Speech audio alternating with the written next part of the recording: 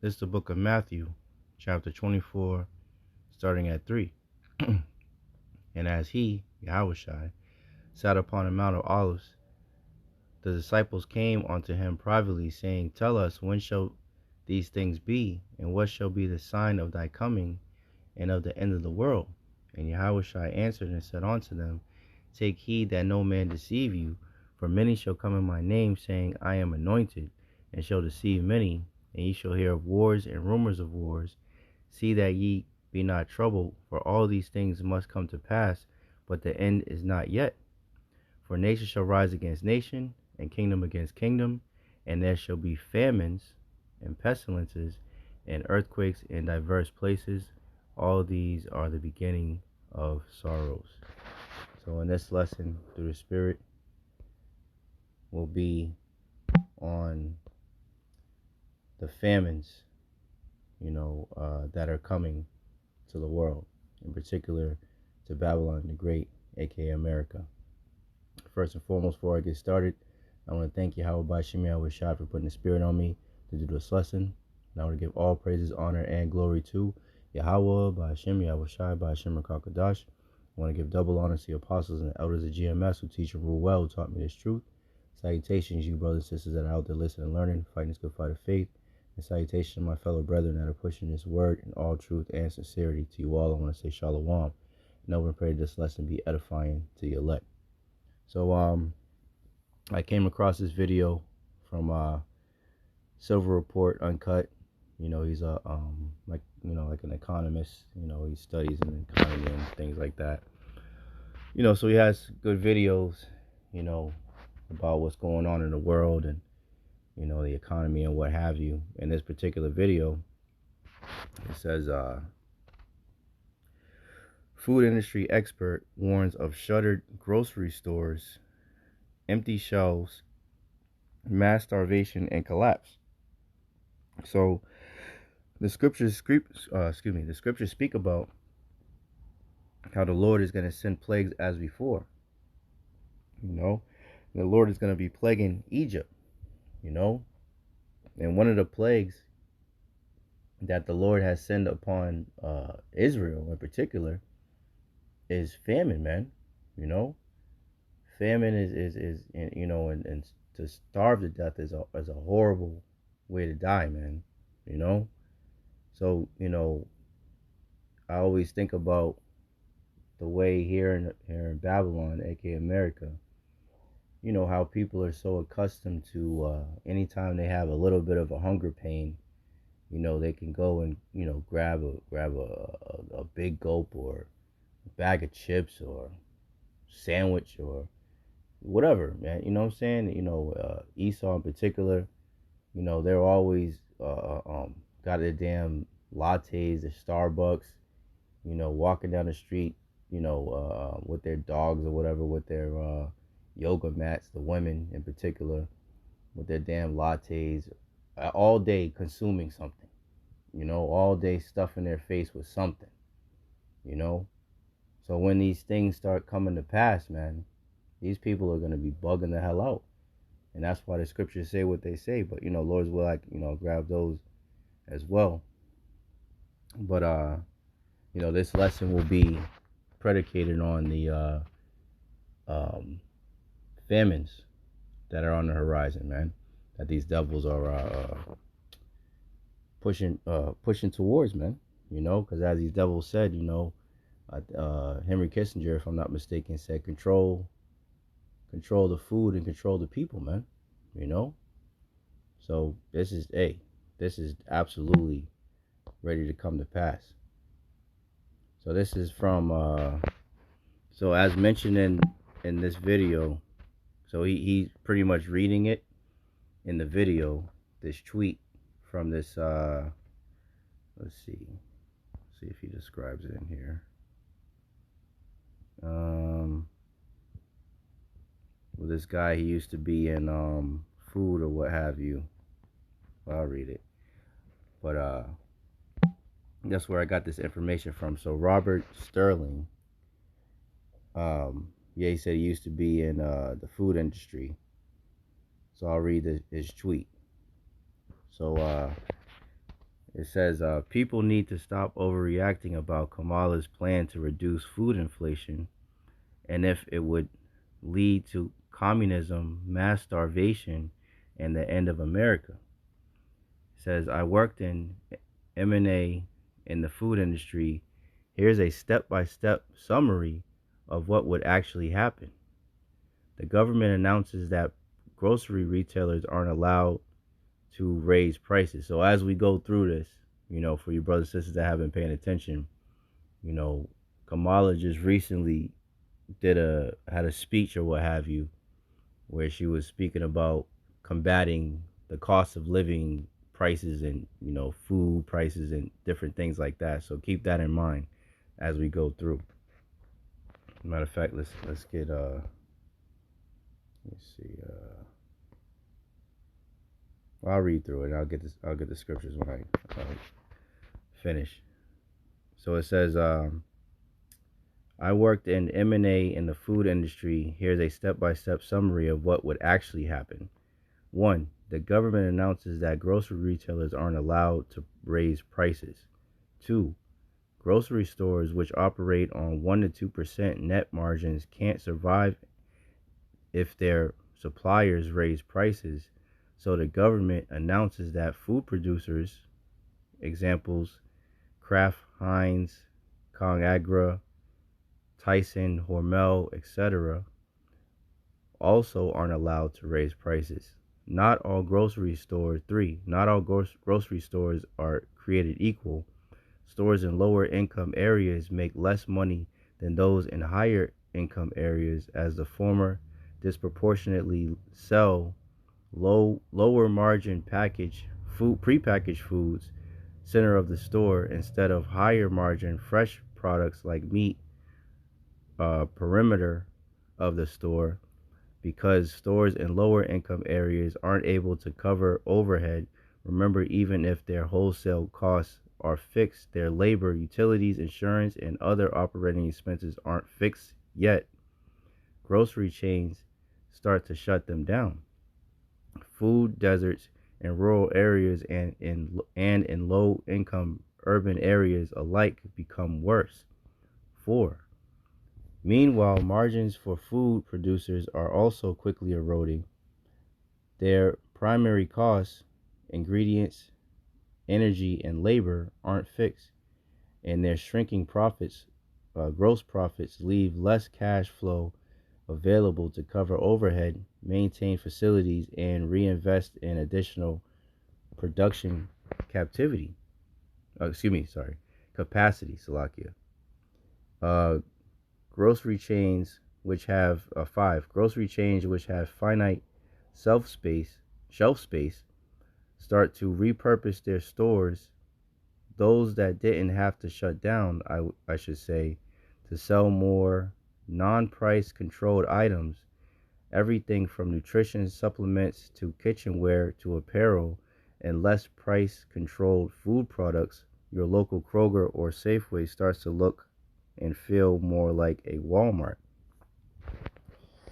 Let's get a quick script. 2 Ezra 6:22. And suddenly shall the sown places appear unsown. Right? The society that is altogether sown shall suddenly appear unsown. Chaos, right? The full storehouses shall suddenly be found empty. So this is the times that we're entering into, man. 6. Food producers stop making products with lower margins. Grocery chains start competing with each other to secure inventory since they can't compete by offering stronger prices. Remember, producers aren't allowed to raise prices here. And even if they could, grocery chains no longer have the gross profit to bear price increases. They compete on things like payment terms. Small grocery chains start to shut down entirely or get sold to larger chains like Kroger. In addition to not being able to cover fixed costs, a major reason for this is because they can no longer reliably secure delivery of products due to producers prioritizing sales to larger customers, which are able to leverage their stronger balance sheets to offer superior payment terms. And you see everything that's being played out. 8. Smaller food producers, which typically sell via distributors rather than directly to grocery chains, start to go out of business because these producers have an additional step their value chain their value chains, and because they have lower volumes over which to spread their fixed costs, their cost structure is inherently disadvantaged compared to major food producers. When grocery stores aren't able to raise prices, cutting product costs becomes all the more important, and deprioritizing purchases from smaller producers is an easy way to do so. So this is all by design, man. As supply chains break down, lines start to form. Listen to this. As supply chains break down, lines start to form outside grocery stores every morning. Cities assign police officers to patrol store parking lots, and food producers draft contingency plans to assign armed escorts to delivery trucks, man. Right? What's that scripture? Let's get that real quick, man.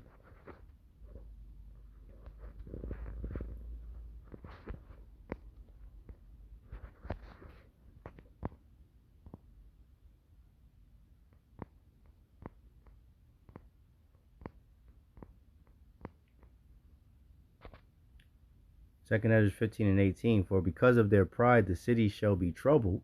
Right? They said there's going to be lines outside the stores, and they're going to have police escorts there, and all these different things because people are going to be wilding out, man.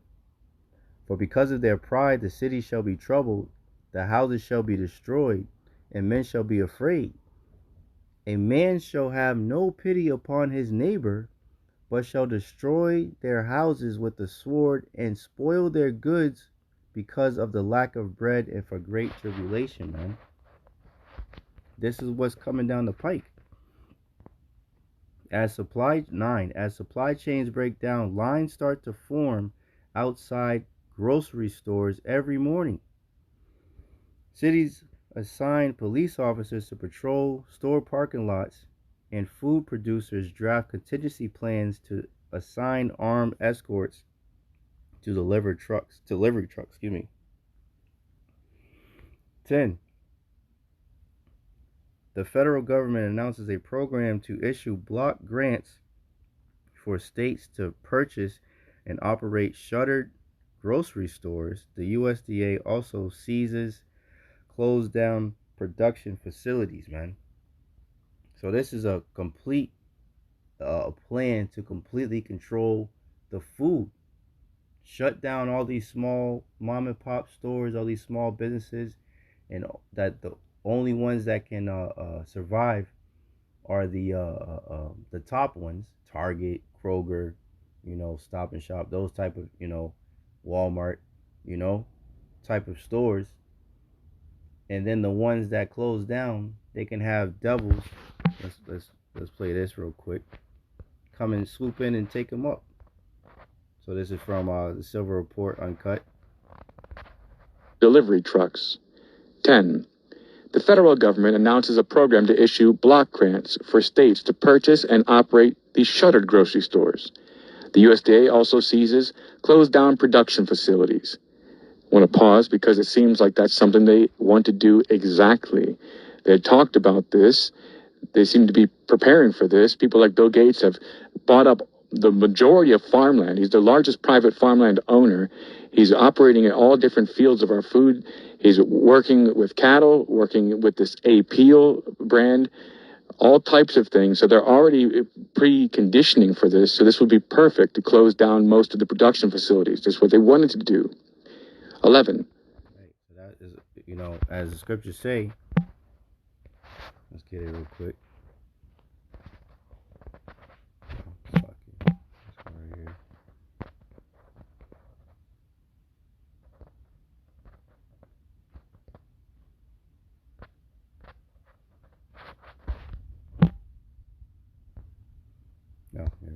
Salakia.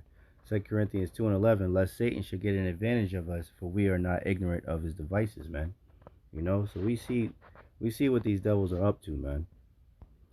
11, it says the government announces that prices for all key food costs, corn, wheat, cattle, energy, etc., are also now fixed to stop profiteers from gouging the now government operated food industry.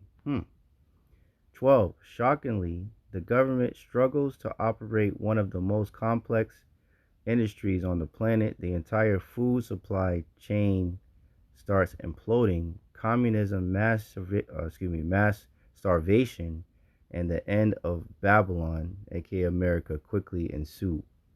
Right? And then, as it said in uh, 11, the government announces that prices for all food costs, corn, wheat, cattle, energy, etc., are also now fixed to stop profiteers from gouging the now government operated food industry. And then we go down and he said, hey, wait a second. This article, grocery price gouging to feature prominently in Harris' economic plan. Harris will lay out actions she plans to take in her first 100 days as president to lower food and other everyday costs during a speech this Friday in North Carolina, man. Hey. So we see what time we're living in, man. Yahawah Yahawashi is gonna bring these, plagues upon the earth to destroy 2/3 of our people and ultimately destroy Babylon, man. To bring these the scriptures say he'll come upon the land of unwalled villages where people dwelleth without care. That's America, man. These people out here, these damn Babylonians, these Americans, man, they walk around without a care in the fucking world, man. The whole country is crumbling right before our very eyes, and they just whistling Dixie up and down the fucking street, man. You're right, but that's why all these things are gonna come upon them suddenly, man.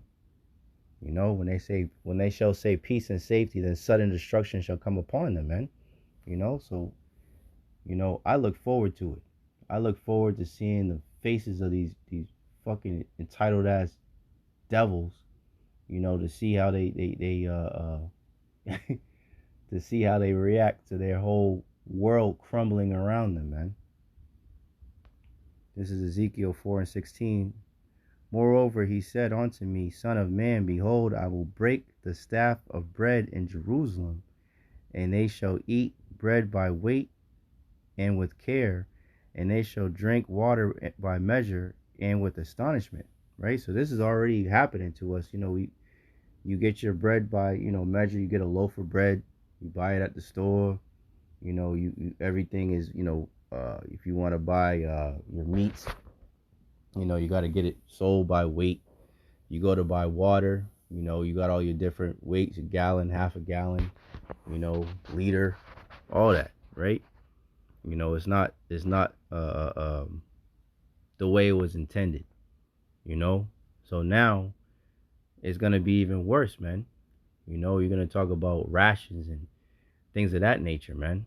Where you can only have a certain amount of food, every week, and if you run through that food, hey, yeah, that's it. That's all you get. You're going to have to come back with your ration card next week, next month or whatever, and get your ration. So you're going to make it, you got to make it stretch. You might only get a gallon of water a week, 2 gallons of water a month,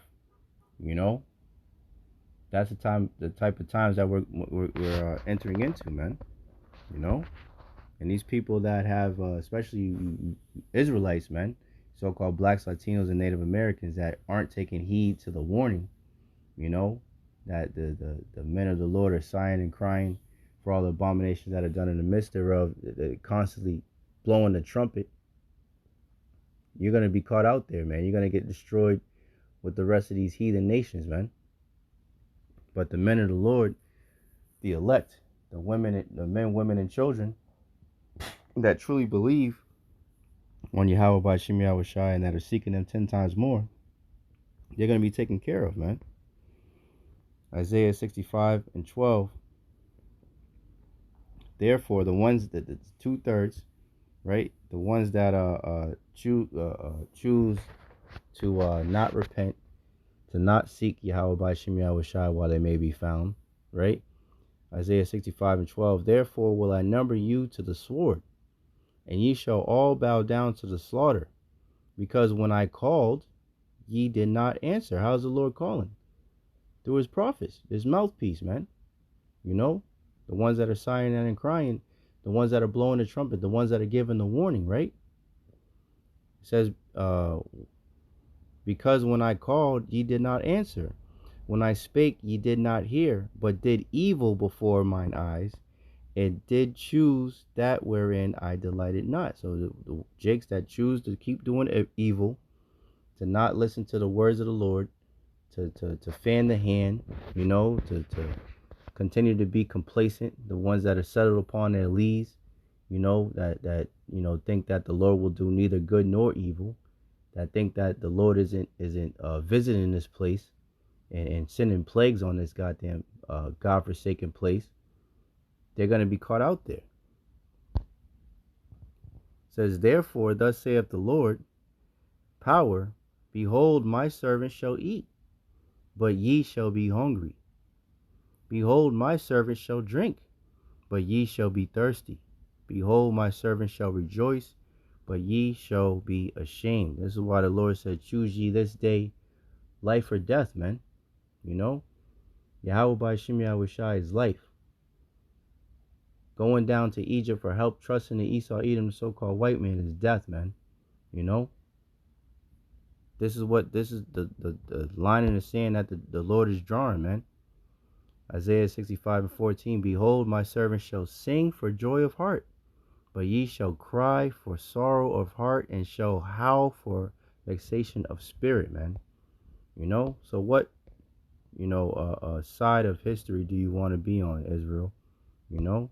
Because these things are coming. Oh yeah, these things are coming big time. And I just wanted to report on this, blow the trumpet. The plagues are continuing.